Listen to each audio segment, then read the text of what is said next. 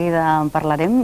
Mentrestant, els presento els altres convidats que ens acompanyen també aquesta tarda de divendres. D'una banda, el senyor José Bonura. Benvingut, bona tarda. Bona tarda. El senyor José Bonura és angeòleg, és a dir, és estudiós dels àngels.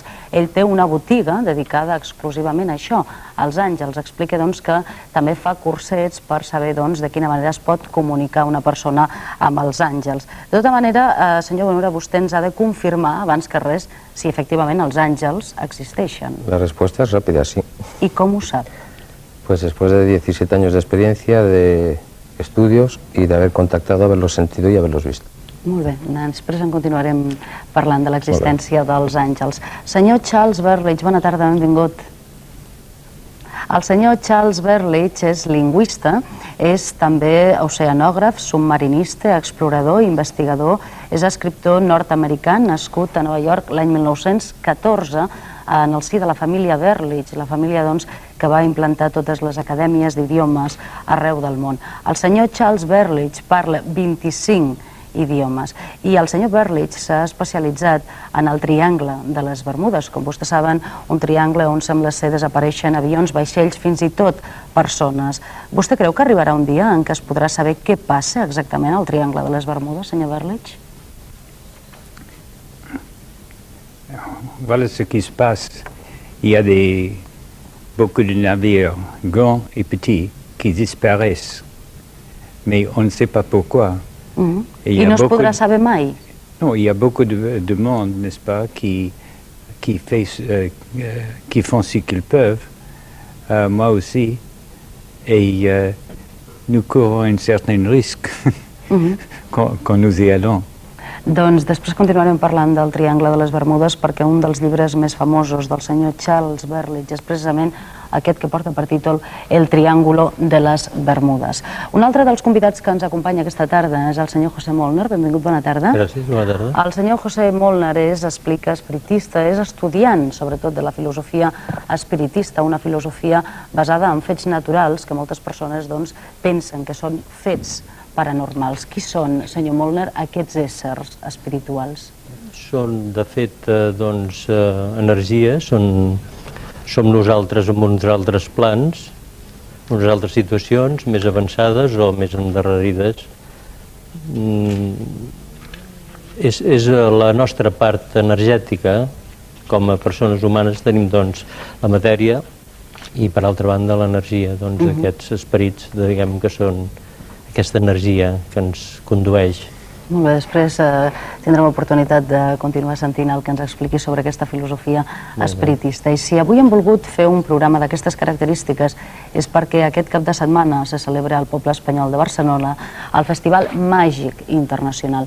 Es tracta d'una trobada doncs, on es parla sobre ciències ocultes i medicaments alternatius. Sebastià Darbó, bona tarda. Hola, Maribau, com estàs? El Sebastià Darbó és periodista, és també una persona dedicada, estudiosa dels fenòmens paranormals, però al mateix temps és el director cultural d'aquest Festival Màgic Internacional. Ens explicaràs de quin moment en què consisteix? T'ho explicaré. Serà un cap de setmana màgic. Serà màgic, totalment màgic, i al poble espanyol. Doncs avui parlem, ja ho veuen, de mèdiums, d'espiritistes, de totes aquelles coses relacionades amb els fenòmens paranormals.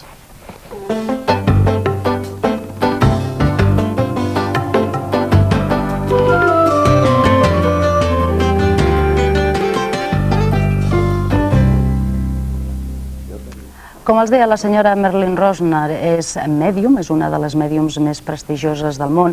Avui vostès han pogut comprovar que utilitzarem la traducció simultània i, malgrat els inconvenients que sempre suposa qualsevol conversa mitjançant una traducció simultània, jo els demano que estiguin molt pendents de tot el que expliqui la senyora Rosner, perquè realment estic convençuda que ens pot deixar a tots ben asturats. Senyora Rosner, vostè ha vingut per participar al Festival Màgic, a més farà un seminari aquest cap de setmana a l'Hotel Barceló Sants que porta per títol Vida després de la mort.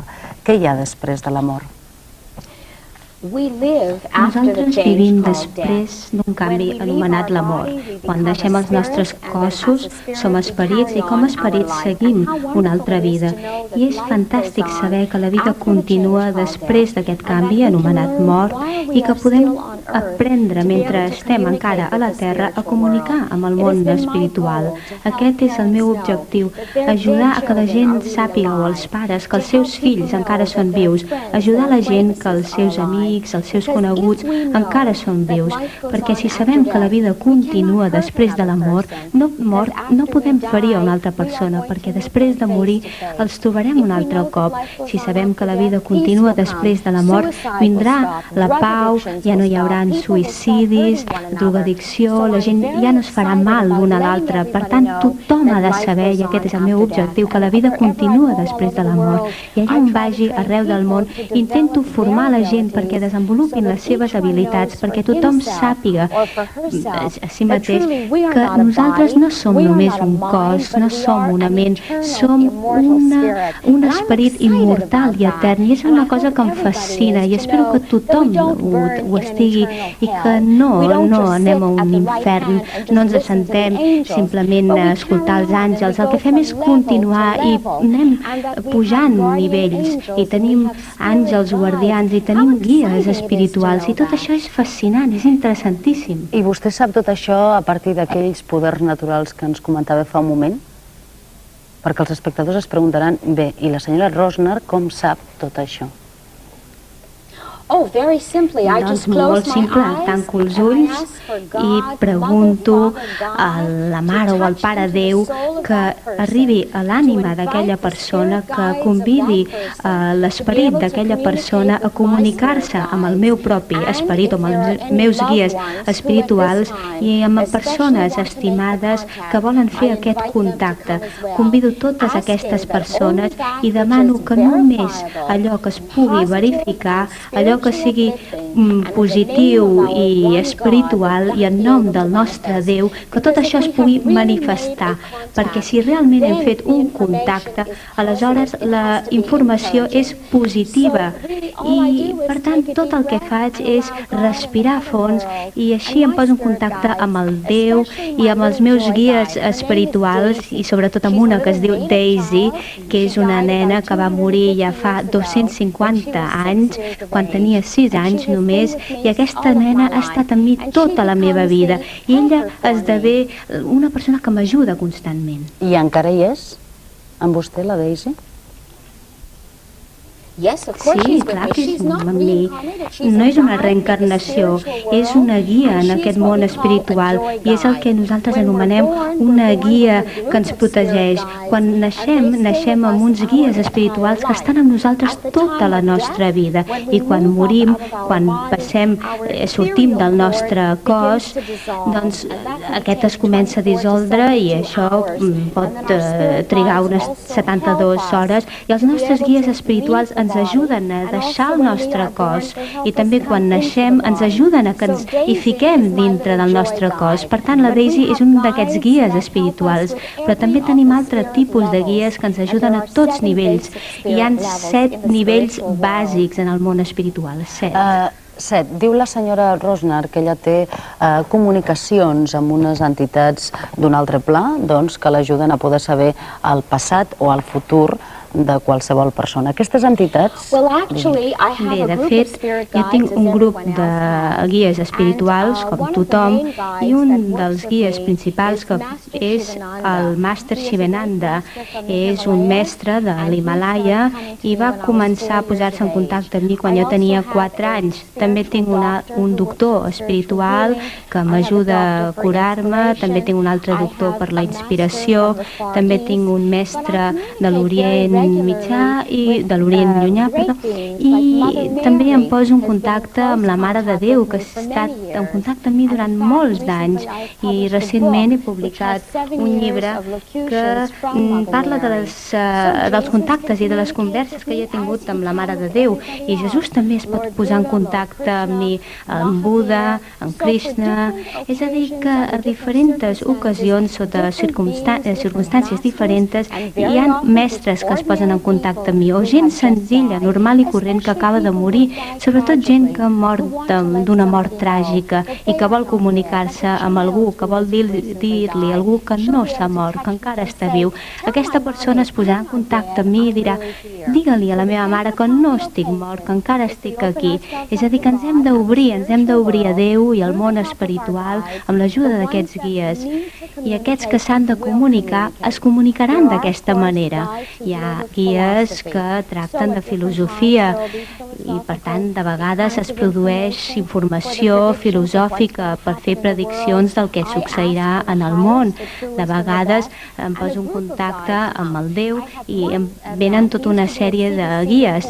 També tinc un guia que era un periodista a Anglaterra i de vegades aquesta persona, quan jo vull saber què succeirà en el món, el convido i convido altres guies d'aquesta mena i sempre apareixen, perquè tot és en nom del Senyor, en nom de Déu i sempre sota la direcció de Déu. El llibre de què parlava, referit, doncs, en aquest cas a la Mare de Déu, porta per títol Canalitzacions de la Mare de Déu. Per què barreja la Mare de Déu en el fenomen paranormal? Bé, la Mare de Déu és un aspecte diví del principi femení. Per tant, des del començament d'aquest món hi ha hagut molts aspectes com Durga, Kali, Sarasvati, Quinyan. És a dir, que hi ha molts aspectes, però en els darrers 2000 anys la Mare de Déu ha estat un aspecte molt fort per tots nosaltres. Per tant, quan parlem del que és paranormal, doncs la Mare de Déu es pot comunicar amb nosaltres i, per tant, la gent de tot el món la veu ara. Clar que no és l'únic aspecte femení diví que s'està comunicant amb nosaltres, però jo crec que estimo tant a Jesús i també degut al meu amor per la Mare de Déu i perquè estimo a Déu, i no com un Déu masculí o un Déu femení, però com un creador universal. Aquesta Mare de Déu se'n presenta, i per què no? Vostè, la senyora Rosner, vostè llegeix les persones, fa una lectura, doncs, com bé ens deia, de vegades a través de la mirada del passat i del futur d'una persona que d'entrada vostè no coneix de res. Això ho pot fer en qualsevol moment o necessita, doncs, entrar a l'interior de la persona en qüestió, o necessita voler concretar el cas d'una persona? M'agradaria dir que jo sóc un iogui que practica i ho he fet des que tinc 14 anys.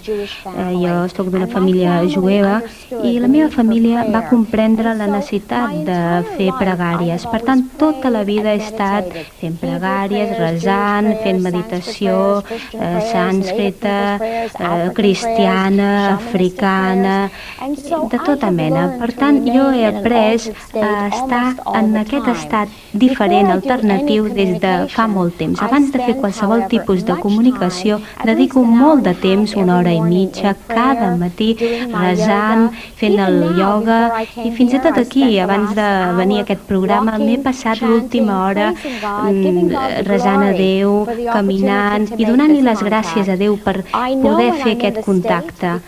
I ho sento, és un canvi fisiològic. Ara les meves mans estan gelades. Si haguéssim de medir la meva freqüència del cervell, veurien que estic en un alfa molt baix i en una beta molt alta simultàniament. Per tant, jo t'estic parlant, és una cosa que m'interessa molt, estic molt contenta, però dintre la meva resposta galvànica, el meu consum d'oxigen, tot això està canviant. I en les ciències de la conducta jo puc medir quan estic en aquest estat, i m'agradaria que altres persones també ho aprenguessin a fer per saber quan la informació és acurada. Es pot dir, doncs, el do diví.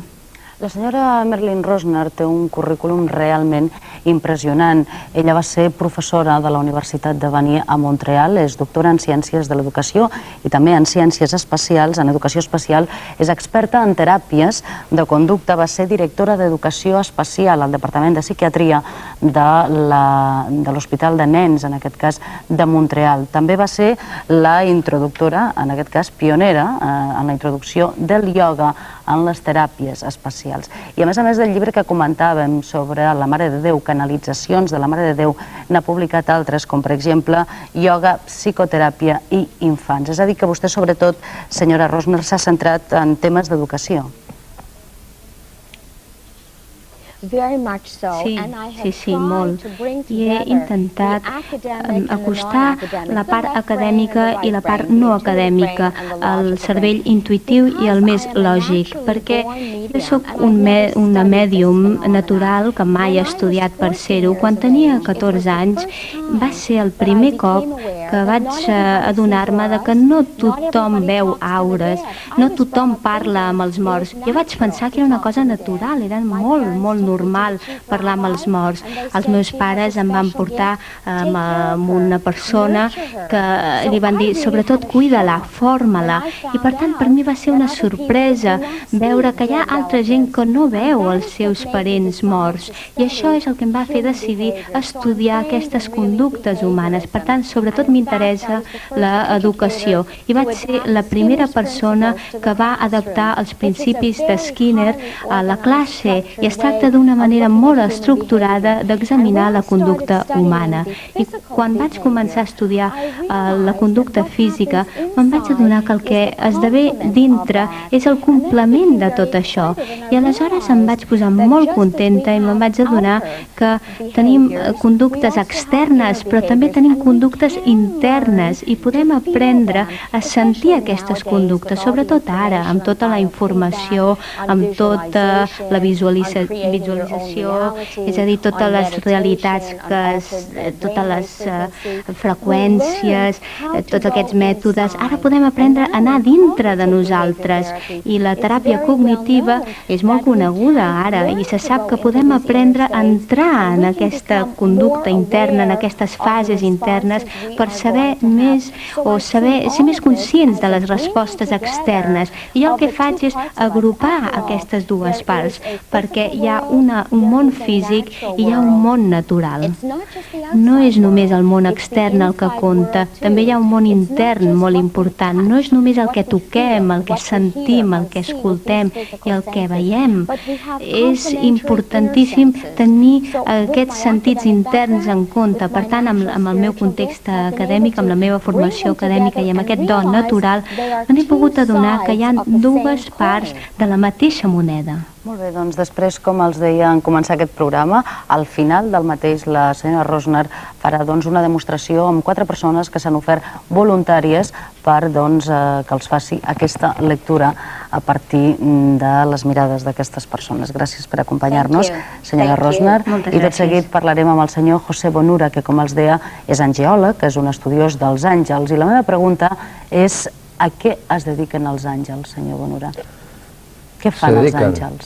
Realmente son mensajeros. Abans ja ens deia que existeixen. Existen y de hecho están en la existencia. Y como bien decía señorita Rosner, en cierta forma son mensajeros que lo que hacen es vernos, hacernos ver que hay una conexión, acercarnos lo que es la parte humana, tangible, y hacernos ver que hay una parte más fuera de este mundo, que es la parte de ese plano. Ellos no están para solucionarnos los problemas, sí ayudarnos un poco para comprender más la parte de la vida física que estamos viviendo, pues aceptar más la vida, decir más sí a la vida con lo bueno y con lo malo, hacernos ver que no solo todo lo que hay es malo, que también hay cosas buenas. Lo que ocurre que a veces el ser humano olvida las cosas buenas y por malas costumbres siempre recordamos las malas, sobre todo en las noticias. Si a veces pusiéramos, como decía, que era una noticia buena al principio, la mala al centro y la buena al final, posiblemente veríamos todo de una forma más optimista, daríamos cuenta que hay más cosas en la vida. Eso es un poco lo que hacen los ángeles. És a dir, ens recorden que hi ha coses positives, malgrat que també n'hi ha de negatives, claro, pero si siempre caemos en pensar más, en sentir en los problemas, en lo negativo, difícilmente viviremos la vida. Estaremos pasando por la vida, y la vida creo que es un don maravilloso, porque es una escuela que te enseña a valorar lo que viene.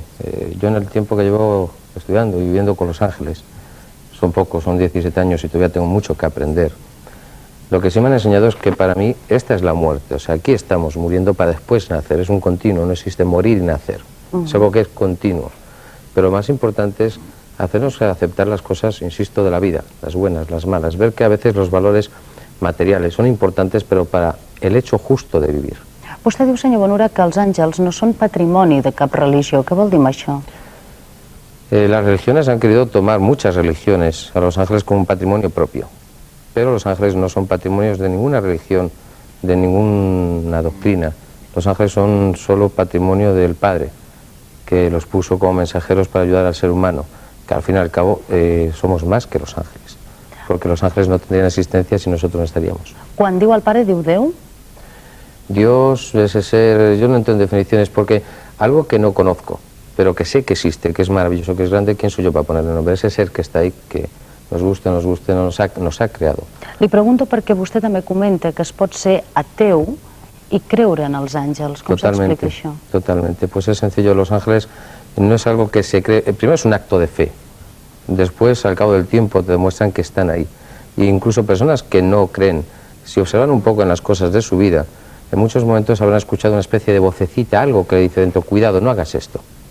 Y a veces nos quedamos reflexionando si sea nuestra otra parte. Y si hacemos caso nos damos cuenta que era lo correcto.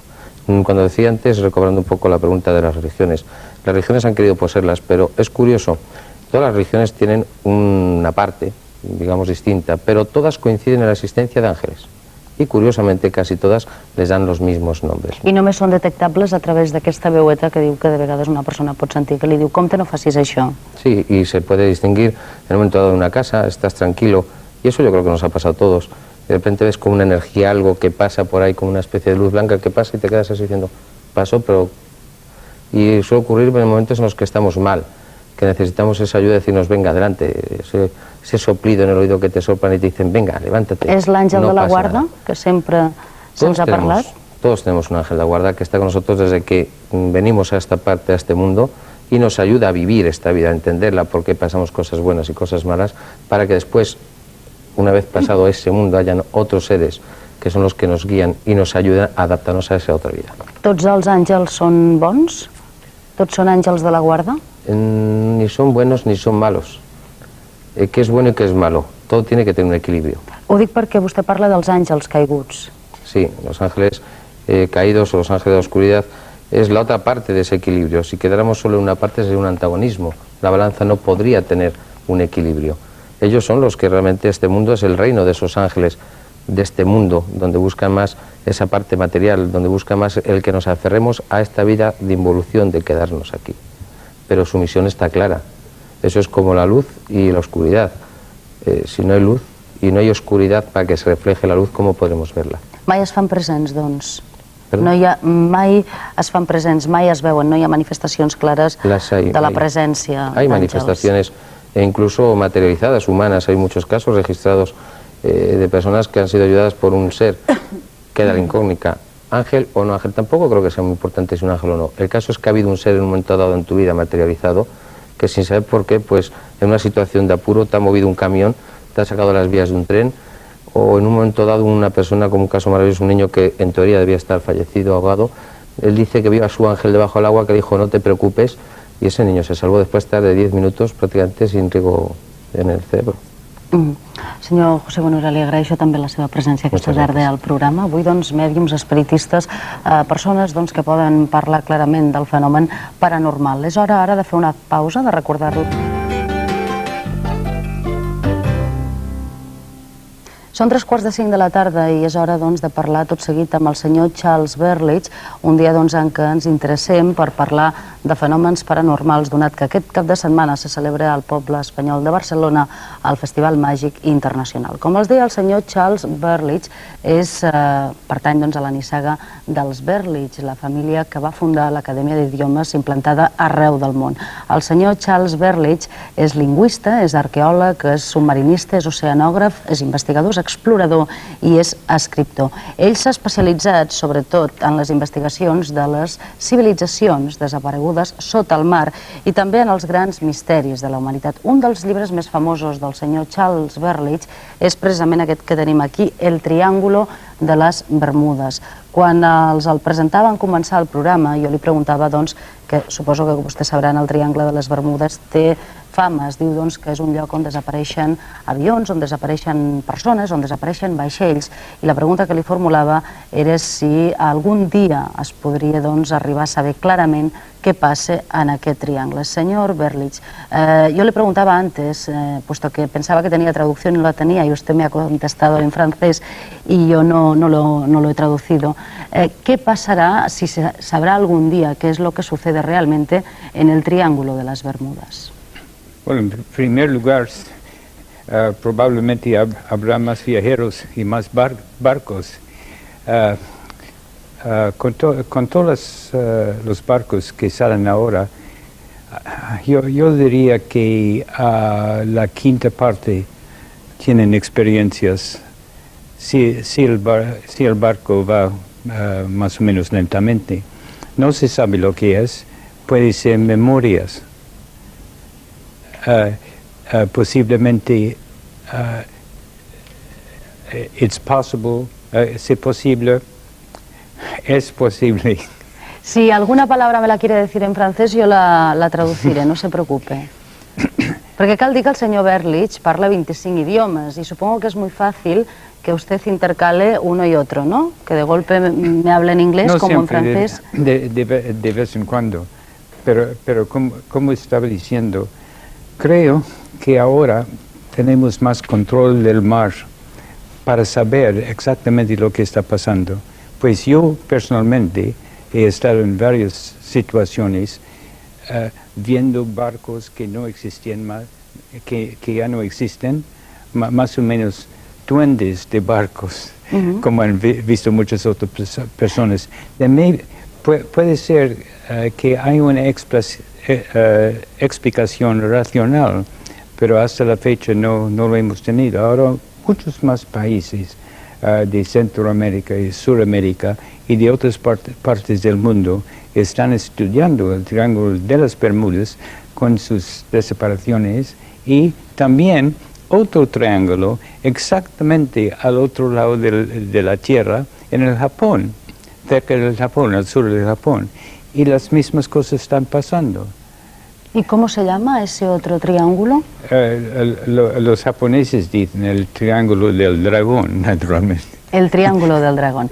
Pues si le parece, ahora enseñaremos a los espectadores un mapa, vamos a situarlos geográficamente, dónde està situado este Triángulo de les Bermudes. Un mapa que vostès veuran tot seguit a les seves pantalles perquè situem aquest Triangle de les Bermudes que comprèn des de les Bermudes al nord fins al sud de Florida, cap a l'est doncs arriba fins a un punt situat a les Bahames, més enllà entre, diguem, Puerto Rico i Santo Domingo, fins que torna novament a les Bermudes. Quan el senyor Berlitz parlava dels vaixells, tengo entendido que también al Triángulo de las Bermudas se le conoce por el nombre de el mar de los barcos perdidos, ¿es así? Sí, pero todo el mundo entiende Triángulo de las Bermudas. Eso lleva como 40 años y más, 50 años yo diría, de ser conocido y de ser un peligro para barcos chicos, pequeños y hasta con barcos grandes. Hay muchos barcos que han desaparecido allí y como que pertenecen a otras naciones, a veces no se dan mucha publicidad, pero yo creo que ahora con los medios de investigación que tenemos, sabremos lo que está pasando y quién sabe si no tiene algo que ver con el mundo mismo, no con el fondo del mar y las fuerzas que pueden venir del interior del mundo. Porque ¿dónde se supone que desaparecen los barcos, los aviones, incluso las personas? ¿Dónde se supone que van? A veces los hemos encontrado, Sí. pero otros han desaparecido, otros han subido para arriba, Dice usted al que... cielo. al cielo. Así, textualmente. Sí, salen del mar y suben al cielo. Así dicen los marineros que lo han visto, ¿no? Pero eso ha pasado varias veces. Pero nunca han sido atacados por otras fuerzas que nosotros sabemos. Usted dice explicaciones racionales no existen. Piensa pues que la ciencia, en este caso, no será la encargada quizá de descubrir qué pasa en ese triángulo. Pero usted, ¿qué reflexiones ha hecho al respecto sobre el Triángulo de las Bermudas? ¿Qué es lo que cree usted? ¿Qué piensa que sucede Bueno, yo allí? he tenido experiencias allí, lo he hecho durante muchos años, y algunas de las experiencias que yo he tenido corresponden exactamente con lo que pasaba a otras personas. Que hay una fuerza que parece que está trayendo a uno para abajo en el agua, pero más en como dice en el mapa, y lo mismo con lo que pasa en Japón, está exactamente al otro lado del mundo. El mar del dragón y el Triángulo de Bermuda. ¿Y en Japón sucede lo mismo? Sí, por eso digo. Casualmente he hecho un viaje especial al Japón para estudiarlo, y los japoneses no son escépticos, que lo creen. Los japoneses se lo creen. Sí. ¿Y usted también? Yo sé que es peligroso, no sé la razón. Ajá. Por eso lo seguimos estudiando. El senyor Charles Berridge, doncs, ja veuen, un estudiós, en aquest cas, del Triangle de les Bermudes i d'aquest triangle ara del dragó que diu que hi ha també al Japó. Parlarem tot seguit amb el senyor Josep Molnar. El senyor Josep Molnar es deia que és un estudiós de la filosofia espiritista. Què és l'espiritisme, senyor Molnar? És una manera de viure, és una manera d'entendre la vida en aquest planeta, i potser amb altres també, però sobretot és una manera de viure, una forma de viure. I quins són els estudis que vostè ha fet per arribar a totes aquestes conclusions? Els estudis estan fonamentats amb el comportament humà. O sigui, nosaltres lliguem la filosofia espírita amb el cristianisme. El mestre va dir que ens havíem d'estimar, oi? I en funció solament d'aquesta pauta d'estimant els demés, com vulguem ser estimats nosaltres, i no fer als demés el que no vulguem per nosaltres, llavors se'ns desenvolupa tota una sèrie de coneixements espirituals que se'n diu sobrenaturals o paranormals, però de fet són el més natural del món perquè està al nostre abast. Ho estan dient els altres invitats en part també. I d'aquesta manera anem coneixent la nostra evolució aquí dintre el planeta, què hi fem aquí. Algunes religions diuen que això és un desterro, això, oi? Desterro, de fet, traduint-ho, és quan estàs fora de la teva pàtria. De fet, estem fora de la nostra pàtria espiritual. Tendim a l'origen, al Déu, al Creador, al Pare, com li vulguem dir. Llavors, aquest és el nostre estudi, és aprofundir amb el comportament. La filosofia simplement aquesta és una eina per la nostra evolució espiritual. I, esclar, té unes regles, és aquesta la principal, l'estimació entre els humans, i també té uns altres atributs, per exemple, els atributs que fem nostres del Creador, per exemple, l'atribut d'amor, ens crea eternament. Però, esclar, vostè suposo que m'està dient que hi ha esperits, no?, pel món. I de qui són aquests esperits? Nosaltres mateixos ho som. Nosaltres som esperits reencarnats aquí. Però com nosaltres, altres han evolucionat i poden no estar aquí, poden estar entre nosaltres, poden estar en altres mons més evolucionats. Són els nostres guies, alguns d'ells, que dèiem abans. Com els àngels? Diguem que àngel guia solar és l'àngel de la guarda, que ens van ensenyar de petitets, i que de fet són sers evolucionats podrem ser nosaltres en un futur, per dir-ho d'una forma gràfica. Som mestres nostres immediats, com n'hi ha d'altres superiors, i tota una jerarquia espiritual. Llavors, això és el que nosaltres estudiem. És a dir, que segons vostè la reencarnació està absolutament relacionada amb els esperits dels morts. Amb l'evolució del ser humà, sí. I la Ouija, fa un temps vam fer un programa dedicat a la Ouija. Quina relació, doncs, és l'única manera, la millor manera d'entrar en contacte amb els esperits? És la pitjor manera d'entrar en contacte amb els esperits. La pitjor, per què? Sí. Perquè és una cosa molt seriosa, l'espiritualitat. Llavors, això és jugar. Llavors, si no se té una idea clara del que de què és aquesta filosofia, doncs pots tindre sorpreses, perquè el mateix que hi ha esperits evolucionats, hi ha esperits ignorants, que sense voler fer mal, o n'hi ha d'ignorants també volent fer mal, poden pertorbar en aquelles persones que estan jugant amb això. Per tant, el medi natural és deixar l'esperit de cada un que evolucioni i que busqui per ell, si vol, perquè, esclar, una de les clàusules és la voluntat d'un, és el lliure albir que ens dona el Creador.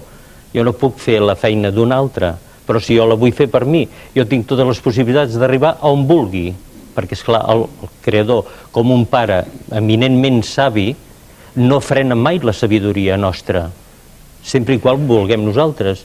Llavors aquest sistema que es pot tornar en contra nostra, aquest sistema.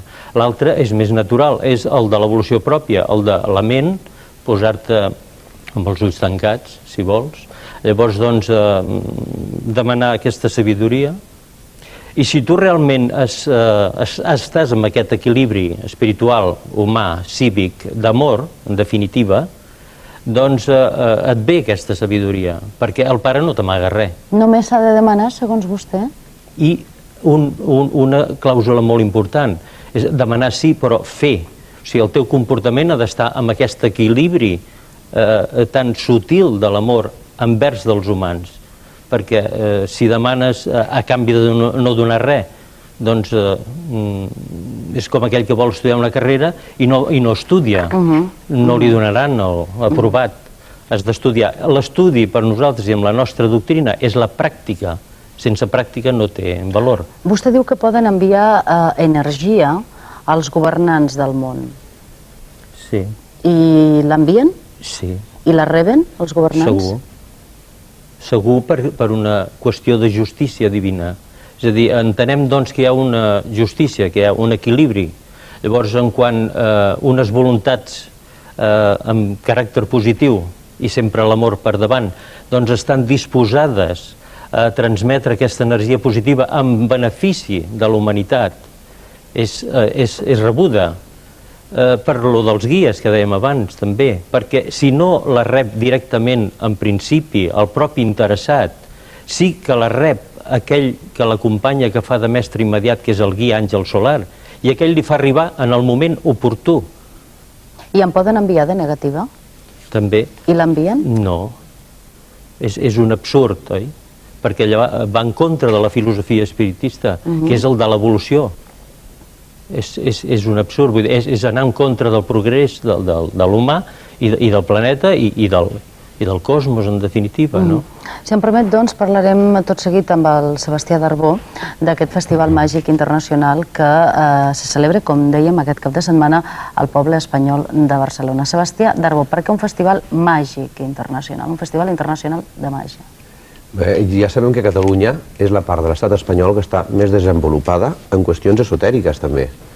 Aleshores, el màgic reuneix una vegada a l'any a tots els professionals, a tots els aficionats i a tot el sector industrial i cultural que existeix a l'estat espanyol.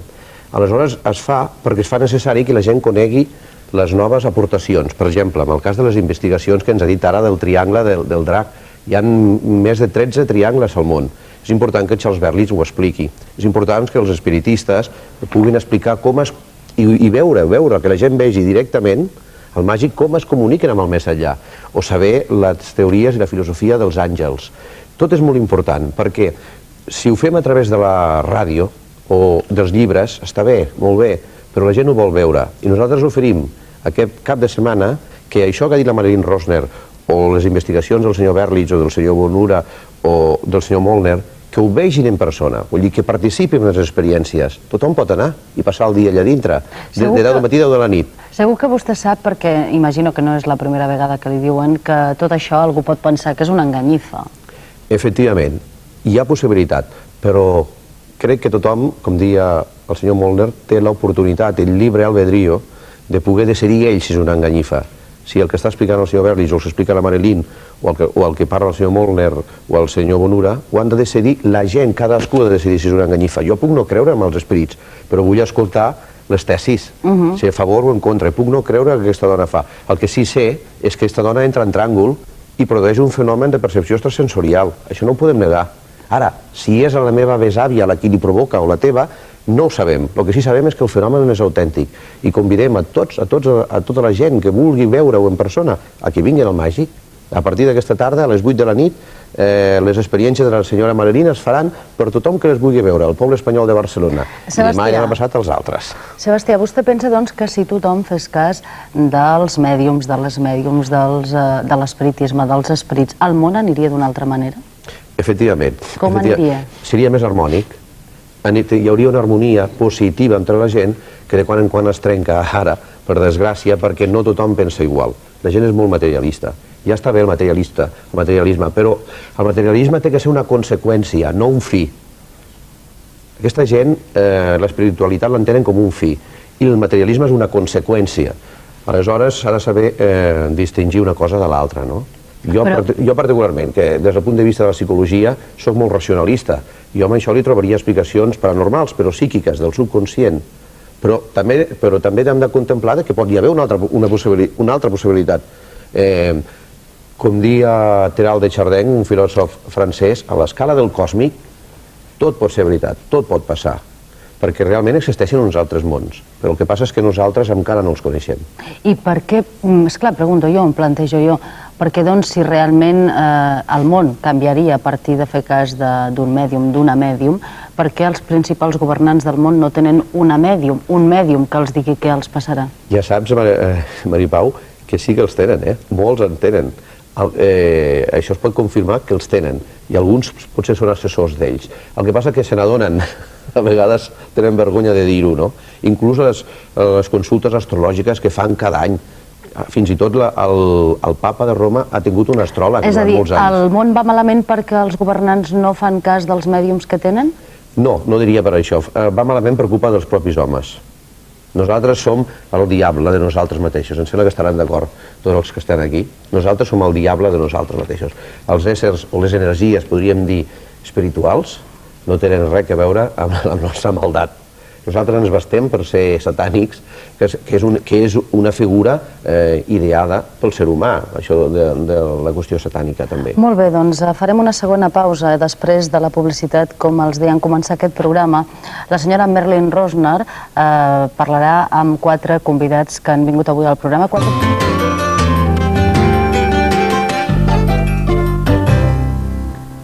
Passen 8 minuts de les 5 de la tarda i, com els deia, la tercera i última part del programa, la senyora Merlin Rosner, que és una de les mèdiums més prestigioses del món, és canadenca i ella té fama per utilitzar el reading, és a dir, fer lectures a les persones que no coneix absolutament de res del passat i del seu futur.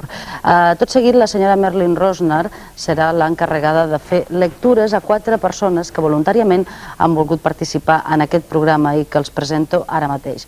D'una banda ens acompanya la senyora Eulàlia Ferrer, que és administrativa. Bona tarda, benvinguda. També ha vingut el senyor Juan Carlos Luján, que és modista. A més, ens acompanya la Marta Riera, periodista, i l'actor David Gil, una persona que vostès coneixen molt bé. Bona tarda, David, també, i que està interessada en saber el seu futur i també en esbrinar si realment la senyora Rosner, llegint-li el passat, és capaç d'encertar-ho. Senyora Rosner, quan vulgui, pot començar a fer aquestes lectures? En primer lloc, els diré que és un privilegi i un plaer estar entre els dos mons i portar-los els missatges dels seus guies espirituals, dels que vostès estimen, i explicar-los coses que són importants per la seva vida. Jo el que faré és, en primer lloc, els demanaré si puc parlar amb vostès i només vull sentir el so de la seva veu. Tancaré els ulls quan estigui treballant amb vostès per estar en contacte amb el món espiritual. Puc parlar amb vostè, sisplau? Quan entro en contacte amb la seva vibració, veig un calendari que diu molt particularment febrer de 1994. Veig que l'esperit em diu que en aquesta data es va produir un canvi molt important en la seva vida. Jo no sé si vostè ho entén. Tinc una connexió molt forta amb l'esperit del seu pare. El seu pare va tenir dificultat amb l'àrea de l'estómac, problemes amb l'estómac, perquè li volia explicar a vostè moltes coses que no li va poder dir, i avui li vol dir que l'estima moltíssim, que li vol donar moltes flors, i diu que des que vostè era petita sempre li han agradat molt les flors, li ha agradat molt la bellesa. Veig que també s'obre una altra àrea i els esperits em diuen que vostè està molt oberta a la comunicació espiritual. Per tant, és molt fàcil que vostè desenvolupi la seva pròpia comunicació mística espiritual. Vostè canviarà de casa, de residència. El pare de la seva mare diu que ella va tenir dificultats amb l'artrosi, amb la mà dreta. Està aquí i m'està dient a la seva mà esquerra, vostè ha sentit una sensibilitat. És la seva àvia que li diu hola des del cel i li està dient estic amb tu, estic amb tu, estic amb tu. Puc parlar amb vostè, sisplau?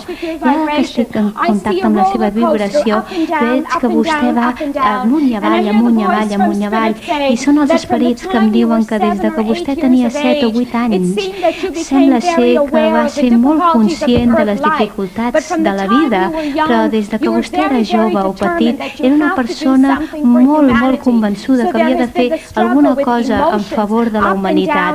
És a dir, que té emocions, sentiments que varien moltíssim.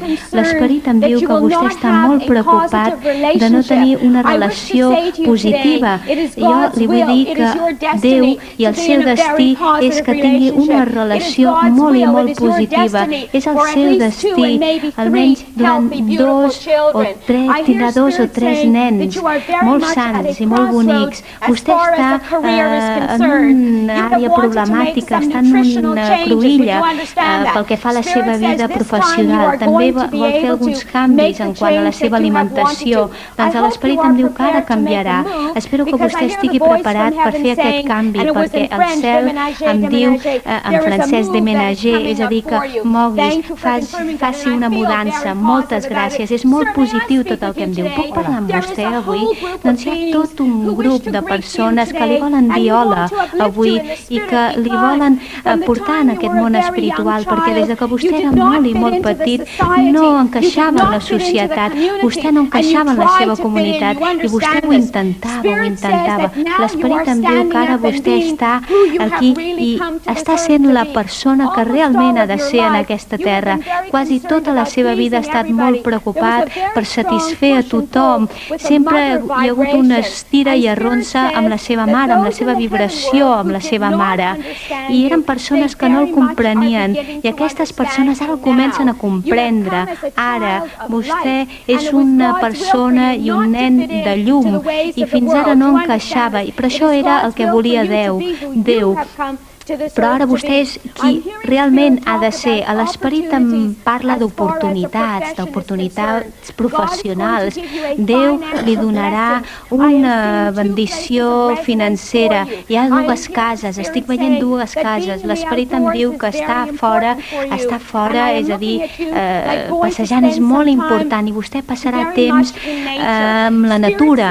L'esperit em diu que l'agost de 1991, sisplau, vagi el 1991, fa 5 anys, va haver-hi moltes llàgrimes a la seva vida, molta tristor. La seva àvia, la seva àvia, la mare del seu pare, està eixugant aquestes llàgrimes i li diu que en l'agost de 1996 va començar a respirar un cop més. L'agost de 1996 vostè diu, i ara començo a ser la persona que vull ser. L'esperit està dient, vostè ho ha fet molt bé i vostè seguirà anant per aquest camí adequat. Hi ha moltes oportunitats que se li presentaran per treballar amb la gent. Veig drets humans, aquesta paraula està escrita en el seu front. Vostè estarà molt interessat en treballar amb els malalts, amb persones que s'estan morint. Vostè ajudarà a persones que s'estan morint de la sida. Vostè estarà molt preocupat i ajudarà a explicar a la gent que la vida segueix després de la mort. Vostè té molt poder de curació a les seves mans i vostè ha de poder curar. També veig el mapa d'Egipte, veig el mapa de Grècia. Hi ha esperits que parlen de l'antiguitat, també de símbols antics. Vostè està en un viatge fantàstic i Déu el beneix. Senyor, puc parlar amb vostè? En el seu front veig la paraula ciència, lògica, també veig la paraula escepticisme, també estic veient la paraula habilitat artística, creatives, estic escoltant una música preciosa, estic veient coses artístiques precioses i l'esperit em diu que vostè té una capacitat artística molt, molt particular. També l'esperit em parla d'invenció. Vostè sempre ha volgut inventar o portar en aquesta vida una cosa molt científica de l'altre món i la resposta és sí, ho podrà fer. L'esperit també em comunica que de la part de la seva mare, i torno enrere 2 generacions, hi va haver un home, potser un besavi, que va treballar molt amb les seves mans, un home que va treballar amb la terra, però vostè no coneix massa aquesta part de la seva família, perquè l'esperit em diu que degut a una dificultat en el si de la seva família es va produir una separació en aquella part de la família. Ho comprèn? Aquells del món espiritual volen dir-li que vostè es posarà en contacte amb les visions, amb persones que són de la seva pròpia família biològica. El pare de la seva mare va tenir una dificultat o tenia problemes de fetge i l'esperit també em diu que han estat tocant-li, que vostè ha tingut problemes d'esquena a la part més baixa de la seva esquena. Doncs l'esperit l'està ajudant i li està dient que ha arribat l'hora per vostè de portar aquesta invenció del cel i portar-la aquí a la Terra. També em parlen d'un estudi. L'esperit em diu que se li presentarà una oportunitat per tenir un lloc on vostè podrà treballar i fer la feina que sempre ha volgut fer. També hi ha un laboratori del món espiritual, hi ha un doctor espiritual que em diu que ha estat treballant amb vostè i que és voluntat de Déu que aquesta invenció passi a la Terra. Hi ha 2 carreres diferents. Hi ha una part de vostè que és molt lògica, molt científica, molt escèptica, només creu el que veu i el que toca. Hi ha una altra part que és molt creativa, pot escriure, pot dissenyar, és a dir, que vostè pot fer tot el que vol amb les seves mans. També veig l'est, veig l'oest. Déu el beneix amb una gran oportunitat. 1997, 1998 serà una època molt especial. M'agradaria parlar amb vostè un altre cop perquè l'esperit em diu que vostè ha estat esperant el moment. Vostè ha estat esperant el moment que la seva feina surti a la llum. També em parlen d'estudis espirituals i em diu que és la voluntat de Déu que vostè pugui fer aquests estudis i que els fons vindran, els diners vindran. Hi ha algú que surt del cel, de la part paterna de la família, que bevia molt d'alcohol. I aquesta persona em vol dir que el seu pare estava molt preocupat i sempre volia assegurar-se de que la família seguiria un camí concret a la vida. Però aquest home m'està dient que vol que vostè sàpiga que hi va haver molta tristor i que vostè ha passat una època trista, no només personal, però vostè podrà ajudar altra gent. Vostè té una habilitat de mediar, sobretot per persones alcohòliques. Si hi ha persones que han passat per experiències molt traumàtiques, vostè és molt sensible, vostè pot comprendre les dificultats i els traumes d'altra gent. L'esperit em diu que vostè tindrà aquesta capacitat perquè la gent no tingui accidents, tragèdies. També veig el símbol del foc, el foc i el foc. L'esperit em diu que vostè està connectat amb símbols. El foc representa moltes coses. Veig el despertar en tot el seu sistema. Vostè ha experimentat molts canvis en el seu sistema energètic. L'esperit em diu que fins i tot quan dorm estan canviant. Està canviant aquest comportament. I veig aquesta llum enorme. Moltíssimes gràcies, senyora Merlin Rosner. Hem de posar el punt i final al programa d'avui. Li agraeixo la seva presència. Desitjo, doncs, que el seminari que farà a l'Hotel Barceló Sants aquest cap de setmana sobre la vida després de la mort i la seva presència al poble espanyol en el Festival de Màgia Internacional sigui un fantàstic èxit. Gràcies i que vagi bé. Molt agraïda. Gràcies.